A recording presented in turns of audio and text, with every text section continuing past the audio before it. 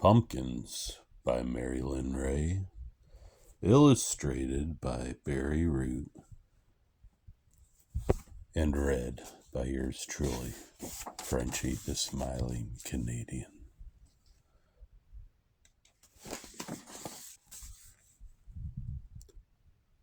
For all who believe enough, MLR, Mary Lynn Ray.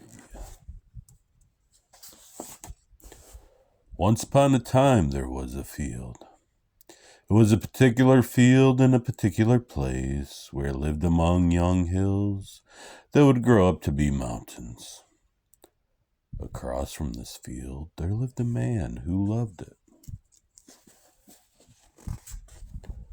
One day a sign appeared in the field. It said for sale. The man knew what that meant. Bulldozers, houses, streets, and streetlights.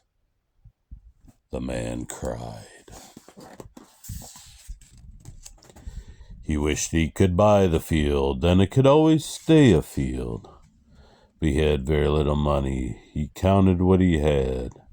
It was not enough. So the man sold his furniture and his paintings and his silverware and his pocket watch. He sold everything he owned except his bed and his stove and his bathtub. Still, he didn't have enough. What could he do? The man talked to the field, and the field said it would help. They considered growing Christmas trees, which the man could sell in the city. But trees grow slowly. There wasn't time. They considered growing cows, but they would need a barn and milk pails, which they didn't have. Then the man thought of pumpkins.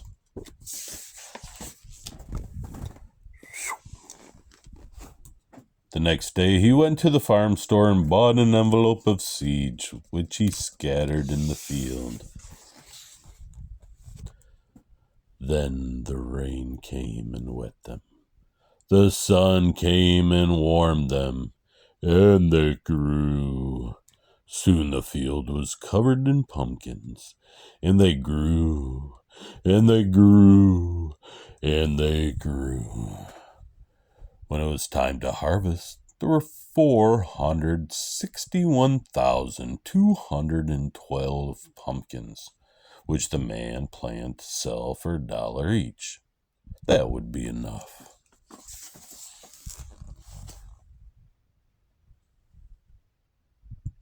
He rented 1,400 trucks, 37 boats, and 800 airplanes to carry them away. A rug merchant lent him 100 flying carpets for the rest. The man got an atlas and he looked up all the kings of all the countries. Then he telephoned them and told them he was shipping them some pumpkins.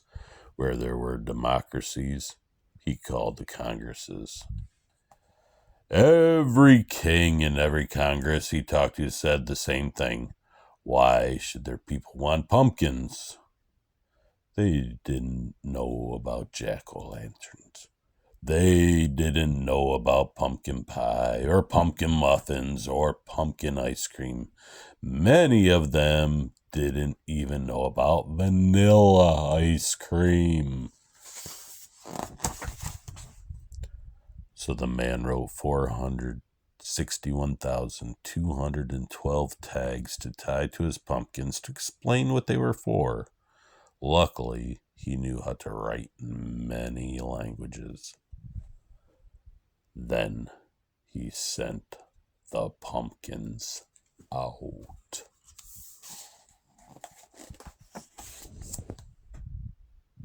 Oh no, he didn't. When they arrived, these round, orange, heavy, bumpy pumpkins, people read the tags and bought them. In Dundee, West Ham, Darlington, and Motherwell, in Shanghai, Fuzhou, and Bangkok. Oh no. All over the world, in Kiev, Killarney, Khartoum, and Tashkent, in Quito, Quebec, Cairo, and Kadziz, there were jack-o'-lanterns being carved. There were pumpkin pies baking and muffins muffining. Now the trucks and the boats and the airplanes and the carpets, emptied of pumpkins, returned to the man carrying dollars. He had enough money to buy the field, and he had some extra, which he used to buy new furniture to replace what he had sold.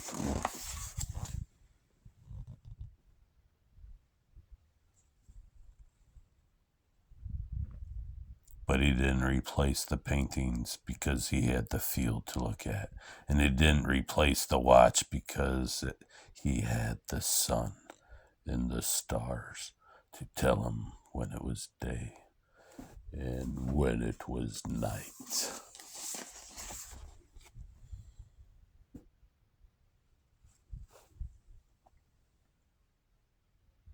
The man might have planted more pumpkins.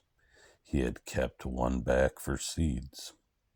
Pumpkins would make him rich, but he had everything he needed. So he decided to give the seeds away. But somewhere, someone might love another field pumpkins could save.